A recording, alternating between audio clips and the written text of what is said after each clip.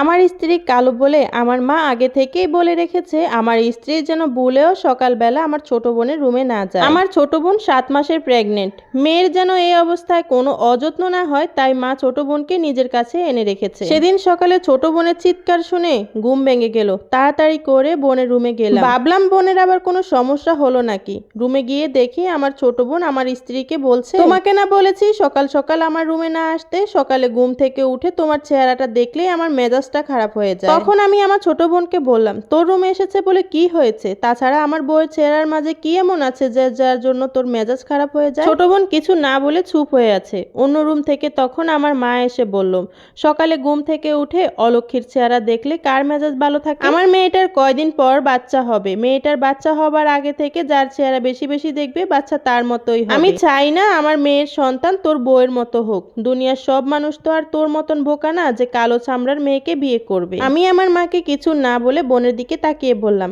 আমার মা না হয় অল্প শিক্ষিতা, তাই এসব কুসংস্কার বিশ্বাস করে, কিন্তু তুই তো ইন্টার পর্যন্ত পড়েছিস, তুই এসব কিভাবে বিশ্বাস করছিস। এই কথাটা বলে আমি যখন আমার রুমে আসলাম তখন আমার স্ত্রী আমার দিকে তাকিয়ে হাসি হাসি মুখে তাকিয়ে বলল, আজ দুপুরে কি রান্না করব। ওর হাসি মাখা মুখটা দেখে আমি অবাক হয়ে গেলাম। কিছুক্ষণ আগে যেই মেয়েটাকে আমার মা এবং বোন এত অপমান করলো, তারপরেও সেই মেয়েটার মুখে এখনো হাসি কিভাবে লেগে আছে। হয়তো অতি কষ্ট পেয়ে মিথ্যা হাসির অভিনয় করছে। আমি আমার স্ত্রীর হাতটা ধরে বললাম, আমার মা আর বোনের কথায় খুব কষ্ট পেয়েছো তাই না। আমার স্ত্রী হেসে বলল, একদম না, এসব কথাতে আমি অনেক আগে থেকেই অভ্যস্ত। আমি অবাক হয়ে বললাম, মানে। আমার স্ত্রী তখন বলল, আপনাকে ছোট 3টা ঘটনা বলি। কলেজে পড়া অবস্থায় অন্য সবার মতো আমারও ইচ্ছে হয়েছিল সাজতে। তো পহেলা ফাল্গুনের দিন আমিও সবার মতো শাড়ি পরলাম, সবার মতো আমিও সাজলাম। বাহিরে বের হওয়ার জন্য যখন বাসা থেকে বের হলাম তখন পাশের বাসার আন্টি আমার দিকে আর চোখে তাকিয়ে বলছিল, যতই মেকআপ করো না কেন কালো কাক কখনো সাদা বক হতে পারে না। সেদিনের পর আর কখনো আমি সাজতে ইচ্ছে হয়নি, কারণ কালো মেয়েদের সাজতে হয় না। একবার কয়েকজন বান্ধবী মিলে রেস্টুরেন্টে খেতে গেলাম।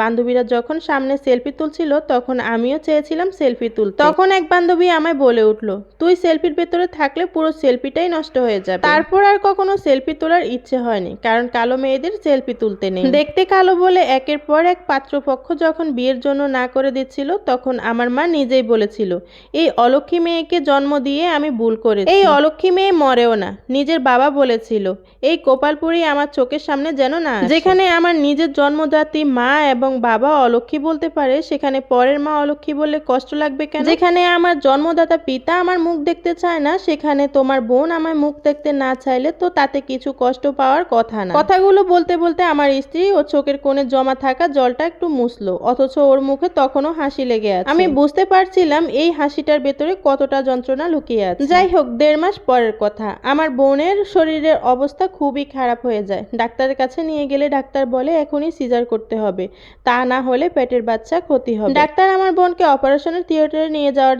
আগে বলল, তাড়াতাড়ি করে ও নেগেটিভ রক্তের ব্যবস্থা করো। আমরা আগে থেকে যেই ডোনারের সাথে কথা বলে রেখেছিলাম তাকে যখন ফোন দেই রক্তের জন্য, তখন সে বলে আমরা কেন আগে বলি নাই, সে এখন এই মুহূর্তে ঢাকার বাইরে আছে। আমরা সবাই যখন ও নেগেটিভ রক্তের জন্য ছুটাছুটি করছিলাম, সেটা আমার স্ত্রী জানতে পেরে বাসা থেকে আমায় ফোন দিয়ে বলল রক্তের জন্য চিন্তা না করতে, কারণ ওর রক্তের গ্রুপও ও নেগেটিভ। আমি ফোন রেখে আমার মায়ের কাছে গেলাম। মা তখন আল্লাহকে ডাকছে আর কান্নাকাটি করছে।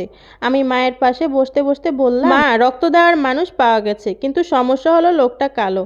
কালো মানুষের শরীরে রক্ত থেকে নেওয়া কি উচিত হবে? মা রাগি চোখে আমার দিকে তাকিয়ে বলল, রক্তের মধ্যে কালো মানুষ আর ফর্সা মানুষের ভেদাভেদ কি? ফর্সা মানুষের রক্ত যেমন লাল, তেমনি কালো মানুষের রক্ত তো লাল হয়।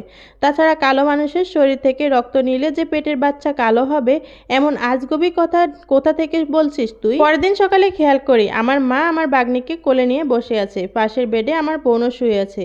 আমি হাসি মুখে মাকে বললাম, আচ্ছা মা, রক্তের যদি ফর্সা আর কালোর কোনো ভেদাভেদ না থাকে, তাহলে চামড়াই কেন কালো এত ভেদাভেদ? বোনের দিকে তাকিয়ে বললাম, কালো মানুষের রক্ত নিলে সমস্যা নেই, অথচ কালো মানুষের চেহারা দেখলেই কেন মেজাজ খারাপ হয়ে যায়? মা, কখনো চামড়া দেখে মানুষকে বিবেচনা করতে নেই, বরং চামড়ার ভেতরে থাকা মানুষটাকে বিবেচনা করতে হয়। তোমাদের এত অপমানের পরেও আমার স্ত্রী মনে একটুও রাগ পুষে না রেখে বরং সময়ে নিজের শরীরে রক্ত দিয়ে আমার বোনকে বাঁচিয়েছে। মা আমার কথা শুনে নীরব হয়ে আছে। আমি তখন পাশে থাকা ছোট বোনকে বললাম, যেই মানুষটা তোর এত অপমান সহ্য করার পরও তোকে বাঁচাতে সাহায্য করেছে, তাকে সম্মান দিতে না পারলেও কখনো অপমান করিস না বোন। হঠাৎ খেয়াল করি দরজার পাশে আমার স্ত্রী দাঁড়িয়ে আছে। ছোট বোন আমার স্ত্রীকে দেখে বলল, ভাবি ভাবি তুমি দূরে দাঁড়িয়ে আছো কেন? কাছে এসো, আমার মেয়েটাকে একটু কোলে নাও। আর শোনো, আমার মেয়ের নাম কিন্তু তোমারই ঠিক করতে হবে। বাচ্চাকে কোলে নেবার সাথে সাথেই আমার স্ত্রী কেঁদে দিল।